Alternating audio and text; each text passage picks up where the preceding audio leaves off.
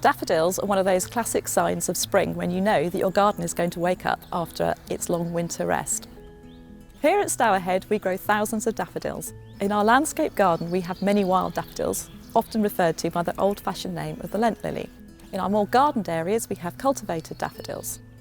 But if you don't have that much space and you only want to grow a small pot of daffodils, we can still give you lots of tips about how to get the best out of your daffodils.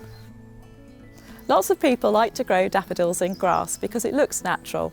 This daffodil here is National Trust Joy, and I really like this daffodil. It's a beautiful colour, it has a classic form and it's scented.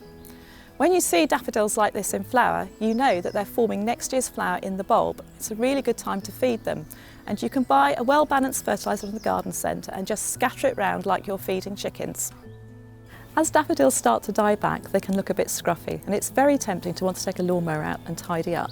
However, it's best to leave them alone for a good 6 weeks after they've flowered, because as they die back, they draw the energy from their old leaves back into their bulb for a really strong plant next year.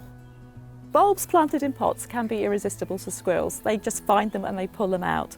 So we can stop them doing this by protecting the bulbs with a piece of chicken wire. You can put it over the top, but if you want to hide it, put it in before you put the final layer of compost on, and then just top up, and the chicken wire will be hidden from view. Another deterrent that some people like to use is to use some twigs, like hazel twigs. Just pop them in. It looks more ornamental, does act as a bit of a deterrent, and it also looks pretty and supports your daffodils. Daffodils should normally be planted at a depth twice their natural height. If you're planting in heavy clay soil and you're worried about the daffodils rotting off in wet weather, you can put some gravel in the bottom of the planting hole, and that should protect them from damp, cold weather. As the flowers start to fade on a daffodil, it will start to form a seed pod like this, which will take energy away from forming a new flower in the bulb. So it's a good idea to deadhead by snapping the seed pod off.